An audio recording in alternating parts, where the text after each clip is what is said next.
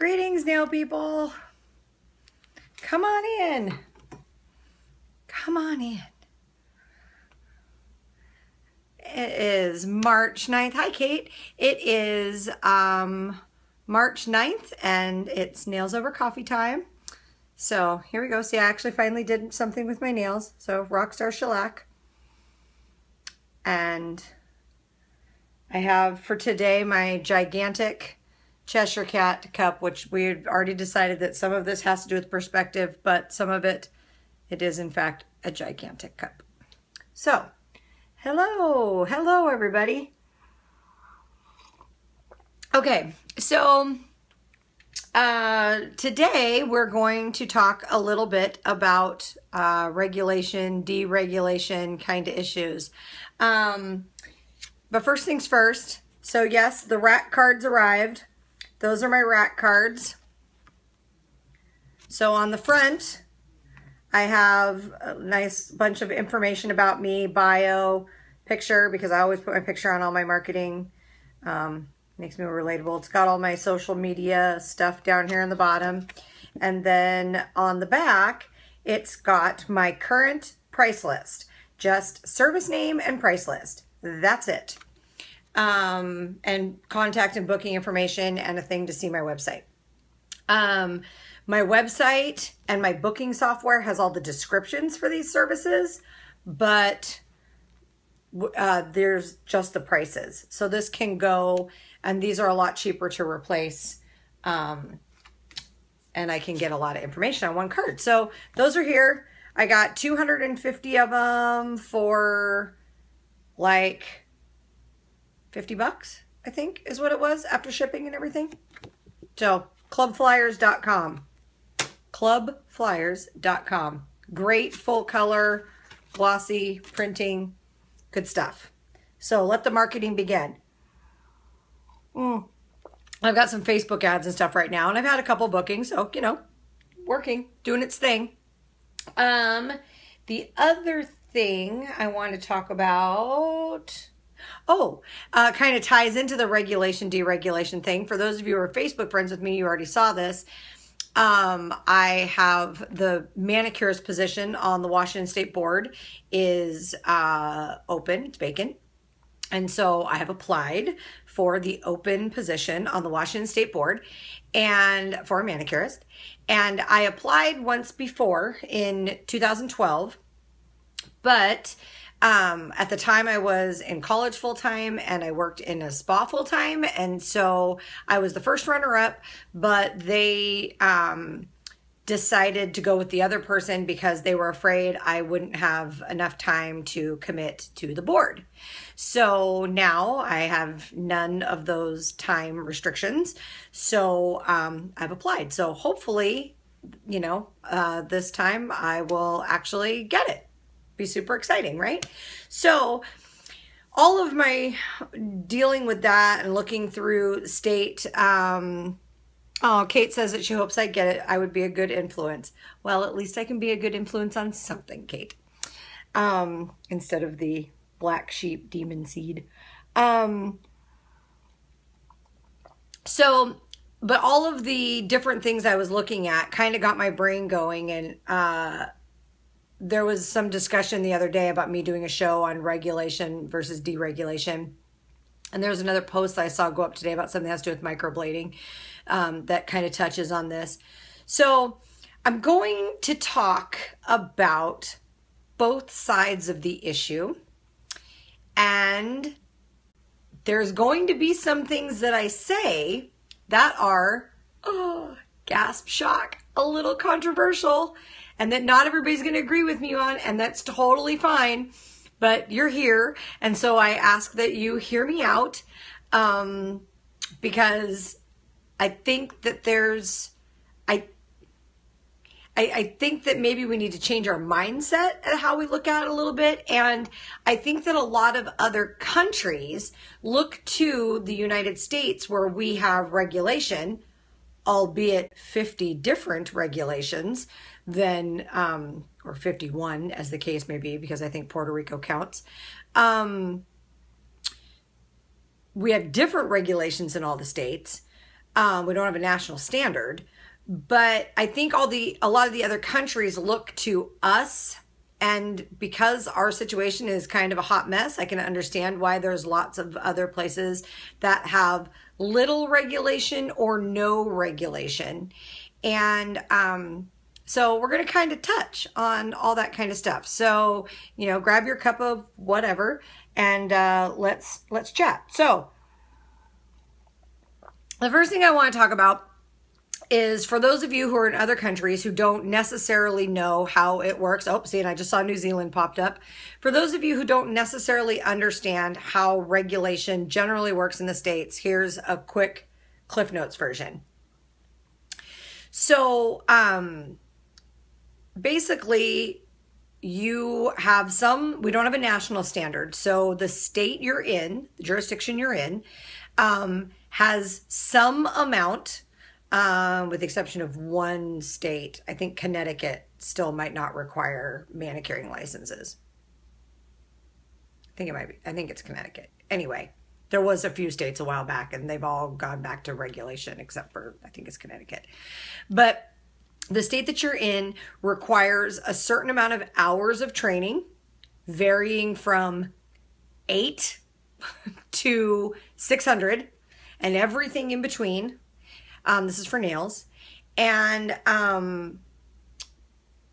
so what happens is you go to a school or whatever accredited place that your state says. You do your training, you get your number of hours, then you apply for your license to the state with the state board. There is generally some sort of a written exam. In most states, there is some form of a practical exam, although how that is administered varies greatly. And then once you pass all of these things, you get your license. It's usually good for a period of 1 to 2 years. You have to renew it every year. Some states require continuing education. Most do not. So that's sort of how it works. Notoriously, if you ask a dozen people, out of 12 people, 11 will tell you that they got little to no nail training in nail school. They learned how to pass the state board is basically it. That's a real common theme. So for people around the world, don't think that just because we require schooling means that there's a different level of nail techery going on here in the States. Even if everybody who was doing nails in the States was licensed, which they're not, but even if they were, the level of training in the schools is so far below what you need to do to be a working nail tech that just because we require going to a school doesn't necessarily mean that it's any better. So that's generally how it works in the States. I know in other countries, even if they don't require licensure per se, they, in order to be insured, you have to have training. And that training, some of it's done online, some of it can be done on site. There's different levels. I know in the UK, I read all the time about level 1, level 2, and level 3 qualification. So there's a lot of different, any way you can think of around the world, there's different ways of treating our little nail part of the beauty industry. And so keeping that in mind, when we're talking about regulation versus deregulation, that has very, very different meanings. So as I'm talking about this, keep that in mind. Okay. Okay. So now that we covered the very basic parts, we could get everybody up to the same point in the conversation, and I can drink coffee. Let's talk about the case for regulation. So the case for regulation is that by having to go to school, you have to get training. And so it's a public safety issue. And that there's also some accountability. If you hurt somebody or you do something that's outside the scope of practice that we shouldn't do, they can take away your license. And so that's part of the argument for regulation, right? Is we are a licensed profession. We're not just some hacks in a garage putting on some stuff we found at Walgreens. We use dangerous chemicals. We use potentially dangerous tools. There's a sanitation and disinfection issue aside from the safety one that we need to be licensed. On the other side of that coin, we say that we have a minimum training standard, right? Because we have to go to school. So, and we have to get licenses and we have to pass a test. So obviously there's some minimum training standard, except for it only takes about 10 minutes on any Facebook group for nails to figure out that a standard is anything but a standard. Like Milady is teaching the same thing in their books. Doug Schoon is preaching the same things from the rooftops, but notice that there's still no consensus on the vast majority of things. As many texts as there are, you'll get as many opinions. And so regulation doesn't help that, apparently. Clearly, right? So the other argument about regulation is that then there's some accountability. Some sort of an inspection can be done. And if the salon is not meeting minimum commonly accepted safety standards, then they can be shut down, right, by the state or by the jurisdiction. Amy Davis from the Nail Association just pointed out that instructors need more training, which I'm getting there. Don't get ahead of me. So in theory, it's great that it provides some accountability, right? Because then if somebody's not doing what they're supposed to, in theory, somebody could come in and say, you're not doing what you're supposed to, so we're going to shut you down because you're a risk to public safety. Except ask anybody who's been in the industry for a while, and they'll tell you that inspections are few and far between. So if you're going to have regulation, unless there's inspections that are done on everybody, not just who you think has licenses, but that list is cross-checked with advertising to find out, go on Yelp before you go inspect an area. Go down Yelp and compare the list of nail salons on Yelp with the list of nail salons you have on your licensing address.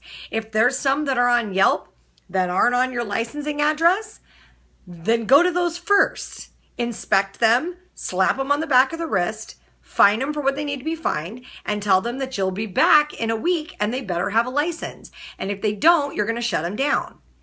That would be putting some teeth behind having regulation, because regulation with no accountability is just a bureaucratic nightmare.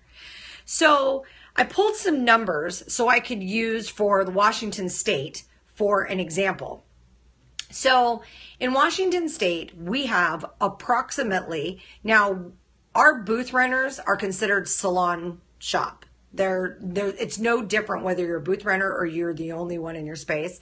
All people, the salon and all of the booth renters inside of it, if there's booth renters. If they're employees, they work under the salon license. But if they're booth renters, they have to have their own salon license.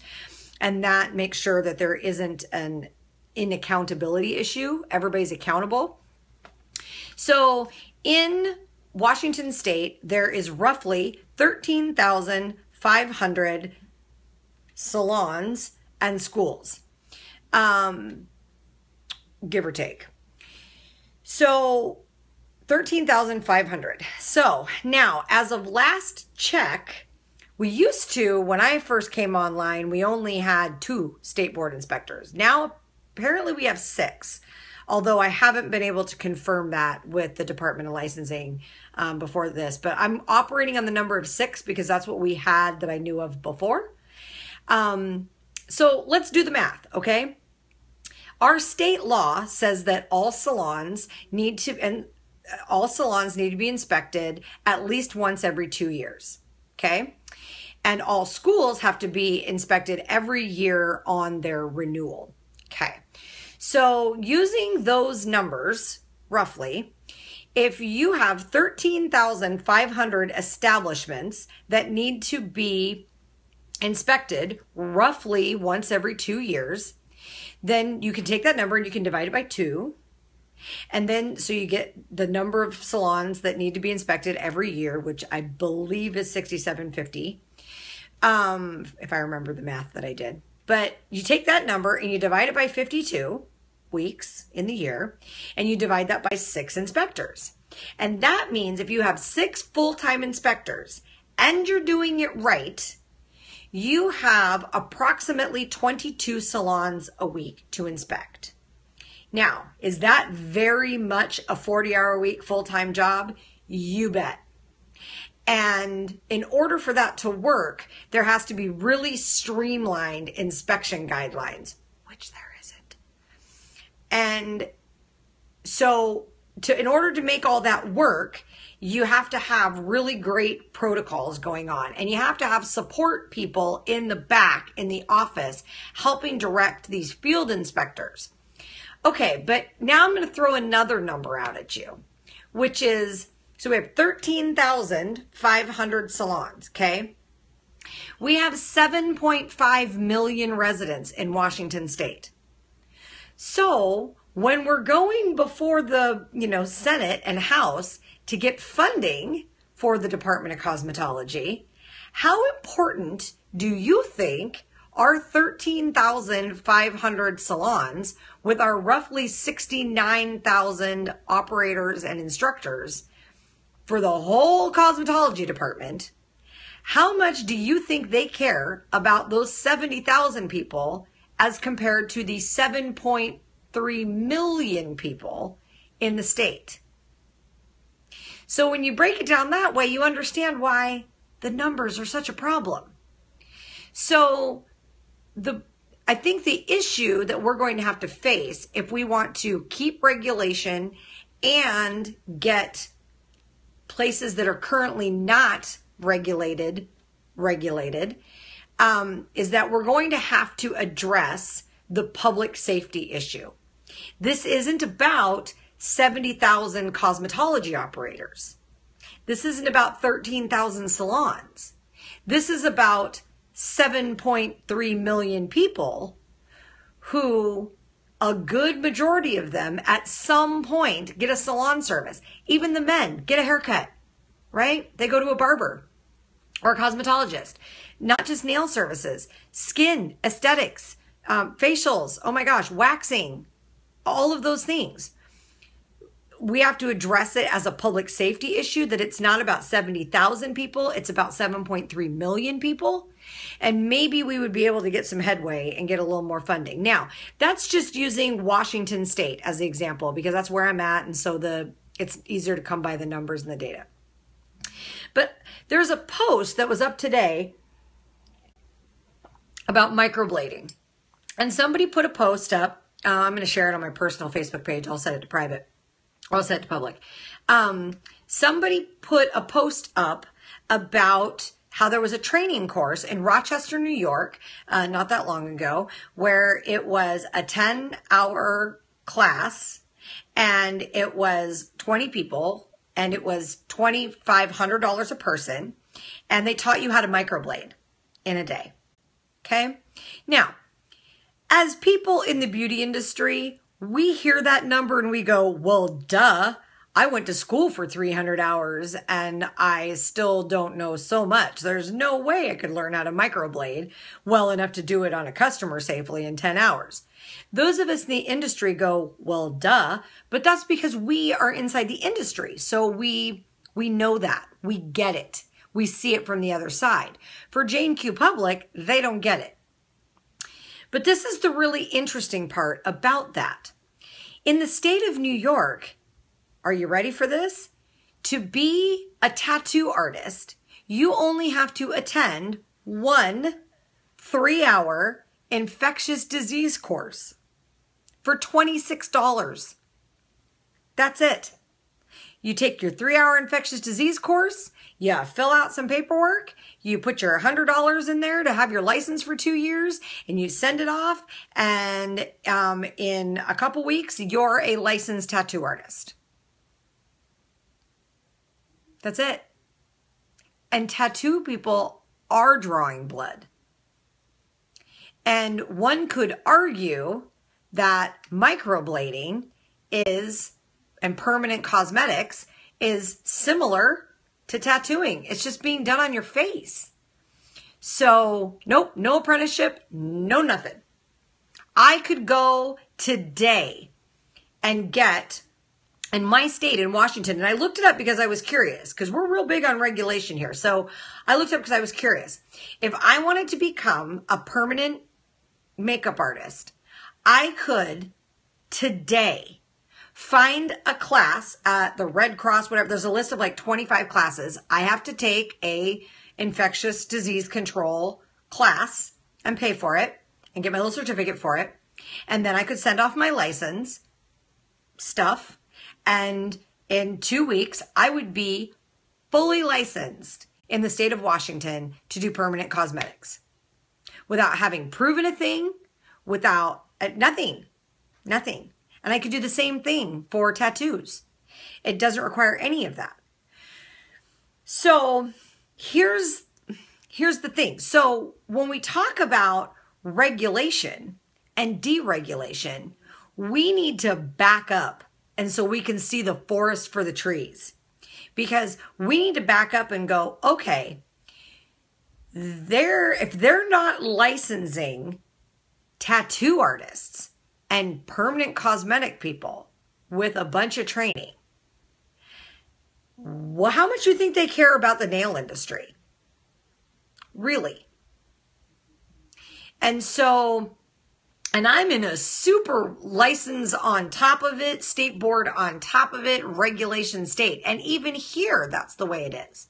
So no wonder we have a hard time talking about public safety, talking about all of those things when we're talking about nail techs or cosmetology of any kind, when they're not requiring it for people whose primary business is driving a needle and ink into somebody's skin. So I think that we as an industry need to reshape our views and our approach on this, because I think that we need to be talking about, we need to get out of our own little cocoon of the nail industry, which, by the way, they're listening. When we talk loud enough, they listen.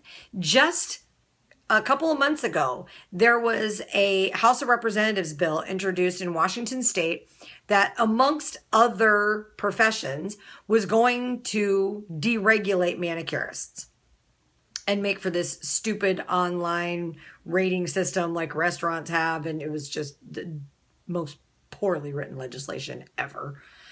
And, so we got behind it. We, put up comments in the public comment section online, and we got the Professional Beauty Association involved, and we mobilized, and it never even made it to the House floor for a hearing, never mind a vote. Like, it got killed long before it ever got there. And so it's essentially dead for this legislative season. And the Yahoo from 150 miles away in my state probably won't bring it back up again. But so they're listening, okay? So when we talk loud enough and when we talk in one unified voice, they're listening. Nebraska recently just had something that either came up for vote or was voted down. The same kind of thing that was going on in Washington was going on in Wisconsin. It got kicked to the curb. It's when we talk, they're listening. We're just not talking loud enough, and we're all saying different crap. So we have to kind of put together how that movement is really going to go. And we need to step out from behind our glitter and bling coated nail tables and look at it in the big picture of things and look at it that way. So, but to play devil's advocate for a second, which you guys wouldn't be here if you didn't expect me to do, to play devil's advocate for a second, let's talk about if we were all deregulated. And this will be of particular interest to people who are, in fact, in non-regulated areas. There is something to be said for capitalism and the invisible hand of the market, as people in economics would say. So let's look at a different industry altogether, shall we? Let's look at the clothing industry, the clothing and textiles industry, okay? There is no regulation that says you can't sell things in you can't sell clothing in the United States that was put together by child factory labor in overseas countries. There's no law that says that.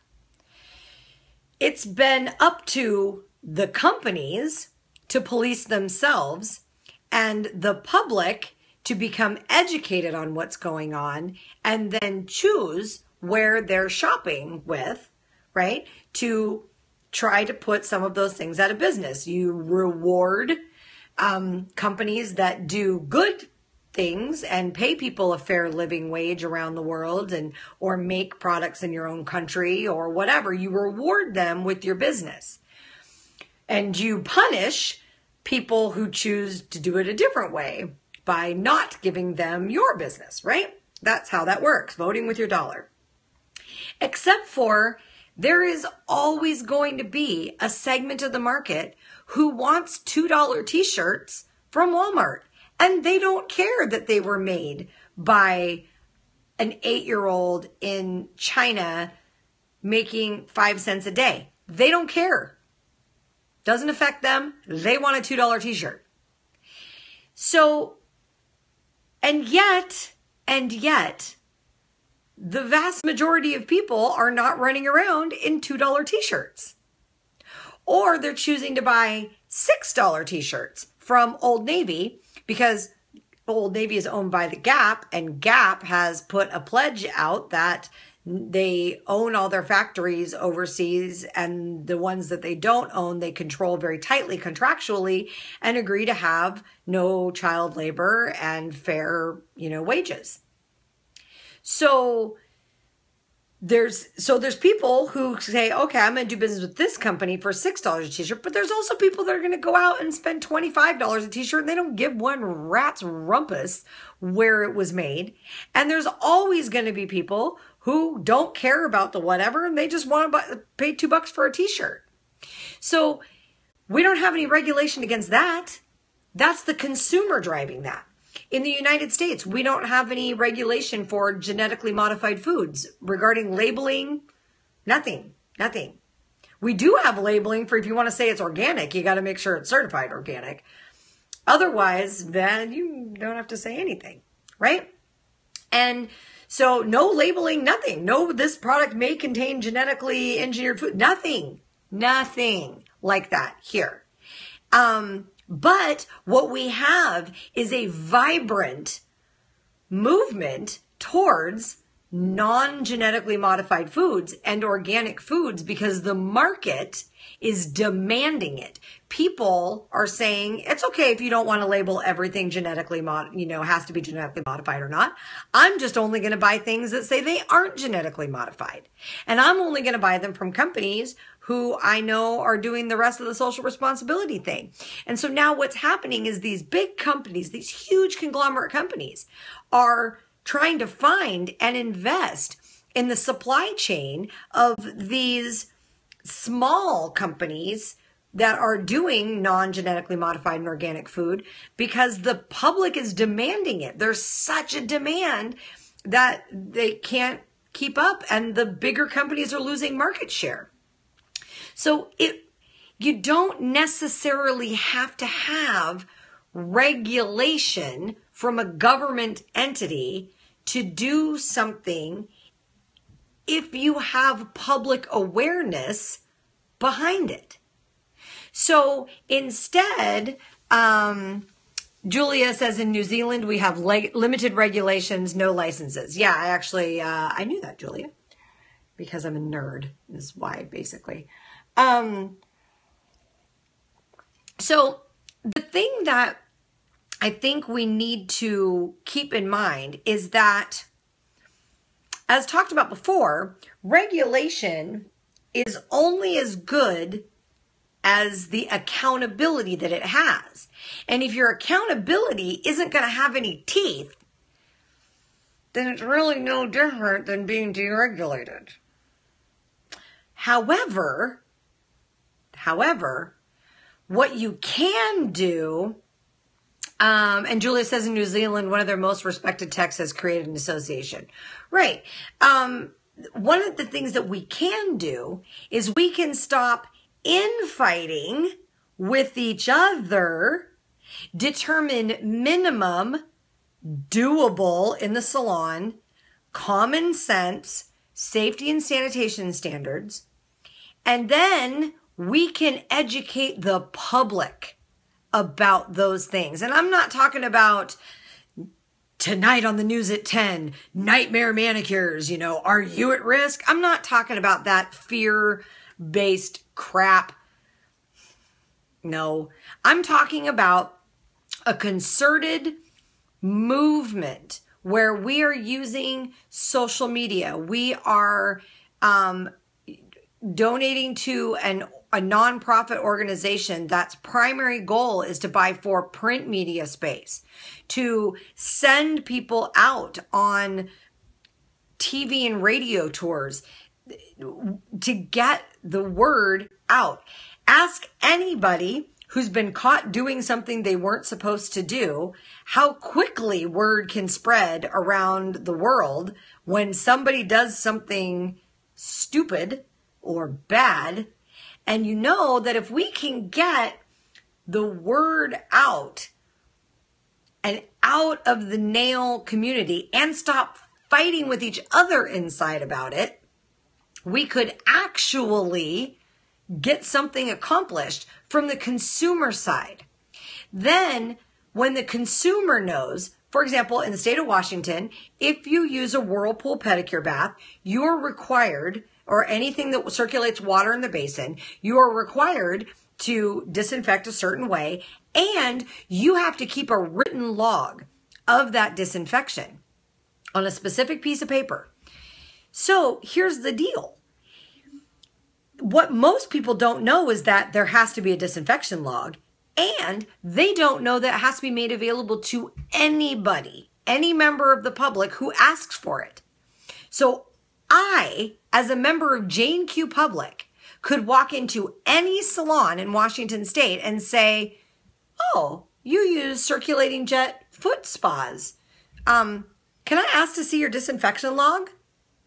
And if they won't give it to me, I can report them to the state board for being in violation. And reports of being in violation in Washington State are supposed to trigger an inspection outside of the regular once every 2 years thing. So, but the public doesn't know that. How many times I talk to people that they go, well, you never know if those foot baths are clean. I'm like, actually, you can know if they're clean. Because the chances are the form is really annoying. From when I used to, I wonder if my form is close by here. From when I used to work in a salon that I did use a circulating jet foot spa, I had to keep the record, and it's a pain in the ass. And let me tell you, if you're keeping the record, you're not lying. You're actually doing the cleaning. Because be honest, the keeping of the record is way more of a pain than the actual cleaning. So if you're keeping the record, you're doing the cleaning too. I think my thing might be right down here. Let me go look.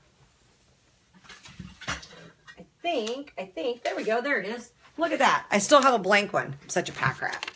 So this is our Washington State daily and bi-weekly record of cleaning and disinfecting foot spas and spa basins as required under the Washington Administrative Code. Blech. So here it is. Now, does that look like something that you would fill out just to fib?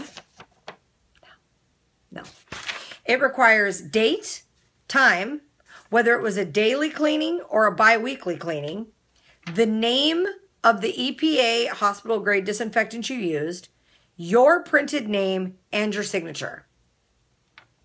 And if you're found to be falsifying this, you can get your license taken away or get shut down. Not that that ever happens, but it could. So I think we all could agree that something like this would work. So I guess my point about that is that if we educate the public, then they can know what they're looking for. And if they know what they're looking for, then they can make better choices. And so that's part of what I'm working with Amy Davis of the Nails Association. That's part of what we're working on here, kind of behind the scenes of everything going on, is we're working on our plan and strategy to get some education out there for techs that's free and get some consumer awareness campaigns going on. It either requires time or money. And since, well, we don't have, 10,000 members, we have to do more time because we don't have enough money. We can't just hire it out to people. So if everybody wants to go run off today and join Nails Association, which is a global association, if you want to go join Nails Association, it's www.nailsassoc.com. If like 10,000 of you sign up today, then we'll have all the funding we need to do this whole thing. But alas, I don't think that's going to happen. So, but hopefully some of you will, and then you can be part of the movement with us. So the other thing that Amy brought up, which I think is a really important point that I want to bring it all around to home, is regardless of whether we have regulation or not, regardless of either regulation, no regulation, whatever, it doesn't matter. We as an industry need to be cranking out better techs from our schools. If we're going to have regulation, it's a requirement. The regulation needs to mean something. For somebody to have a manicuring license, a nail technician license, whatever it's called in your area, it has to mean something. And right now, it doesn't really mean so much. You're way more interested in asking somebody if they've had, how many years they've been doing nails than you are of whether they have a license or not. Real talk. Like that's just, unfortunately, that's just the way it is. And it needs to not be that way. I got a great education in school. I'm the one out of the 12, right? And so I got a great education in school. And so I have to reach out, and I've had to have people tell me their stories because I don't see it. I don't get it. I had a class of 10 nail techs. We had a dedicated full-time nail instructor. We had people who came in. Our nail instructor actually knew how to do nails and knew how to teach, which was a bonus. And so I didn't have the same experience that everybody else did. So I'm learning from everybody the feedback I get about what kind of experiences people are having, and we got to fix that.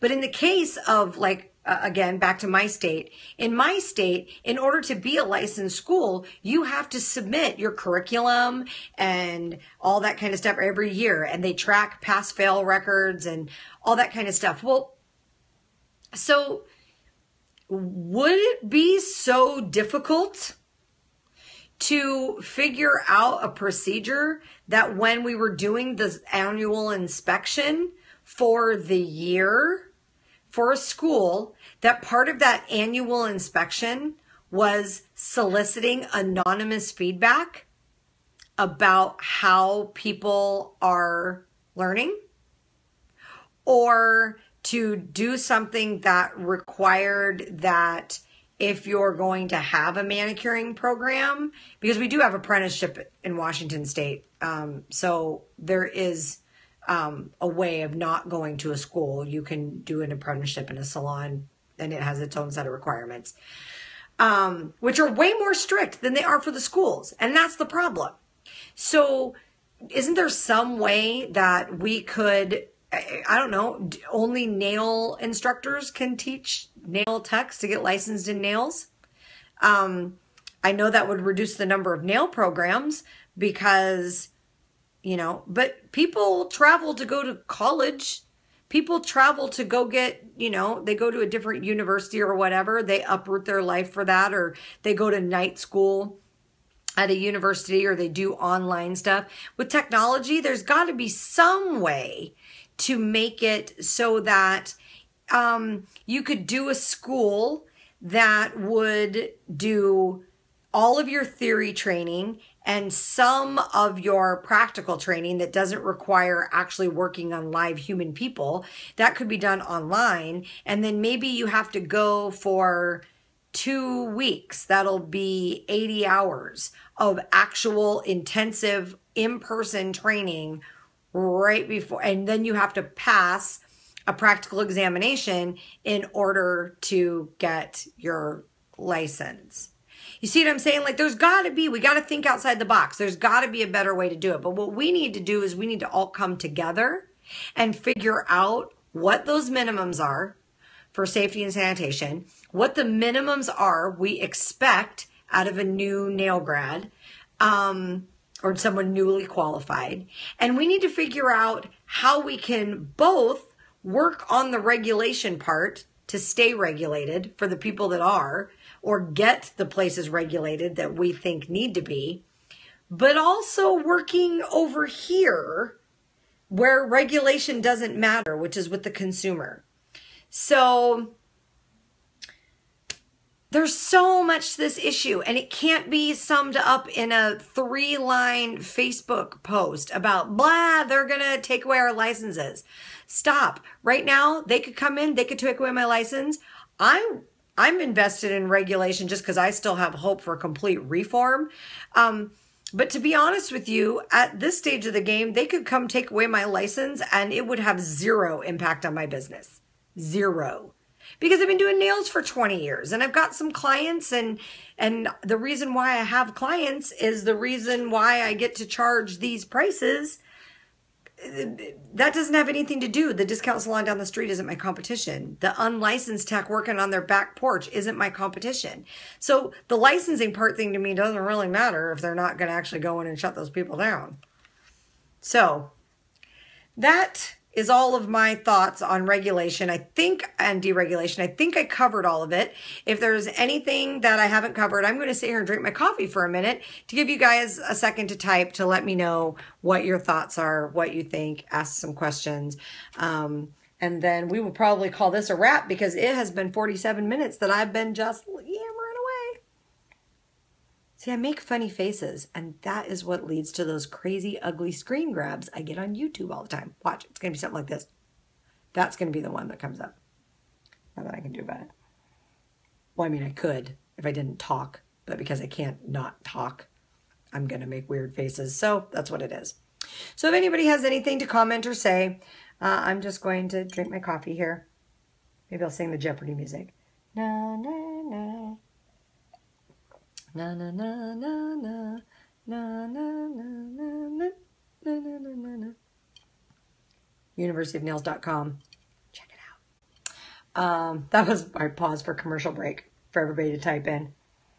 If you're a University of Nails member and you haven't yet gone in and paid your invoice, please go to universityofnails.com, click join us, go to your member profile, and there'll be a button you can click on for invoices. There'll be an invoice there. You can enter your billing information, and then you'll be all set again, and it will automatically recur every month. So $10 a month, not a big price to pay for marketing strategy education. So go check it out. And if you're already a member and you haven't gone and put your payment information on the new revamped website and system, please go do that.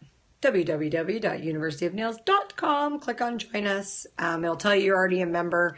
You can click on member profile information and it'll take you the rest of the way.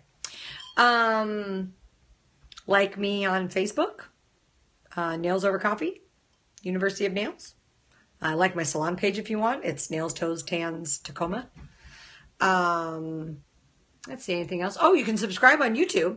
When I'm done doing this, I will upload this to YouTube straight away. And then from the Nails Over Coffee Facebook page, you can go to YouTube, or you can also just look me up on YouTube. It's youtube.com/nailsovercoffeearchive. There's like 300 and some odd shows on there now. I don't even know how many. So plenty of things to look at. And I think you might even be able to search by keyword. So did I cover it all? Oh my God, are you guys speechless? Did I do that to you? Well, I have been known to do enough talking for everybody. That has happened to me in the past. The Cheshire Cat says hello. All right, well, that's it. We'll call it a wrap. Working. Gotcha, Amy. Well, we'll call it a wrap. So make sure that you set your calendars for March 20th is Pass the Polish Periscope train. It's number 12. It's been a year that we've been doing the Pass the Polish scope train. So March 20th, I'm not sure the time. I'll get you the time by Monday. But that will be Pass the Polish scope train. And make sure you go do all the liking and all that kind of stuff. And be sure to share this video. Let's get this out there. So I'm going to upload it to YouTube, and I'll get it up on the Nails Over Coffee Facebook page, and then share it and tweet it. And 4:30 p.m. Pacific time on Monday the 20th.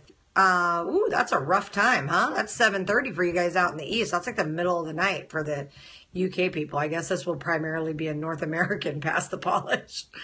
Who am I kidding? We're all insomniacs. So yeah, like it, share it, spread the word. If you have feedback, shoot me a message, send me an email. All of my contact information is on University of Nails, and check it out and share. And, you know, peace, love, and nails. One nail tech world. Thanks for joining me. See you next Monday. Same bat time, same bat channel. 1 p.m. Pacific. Next Monday. Toodles.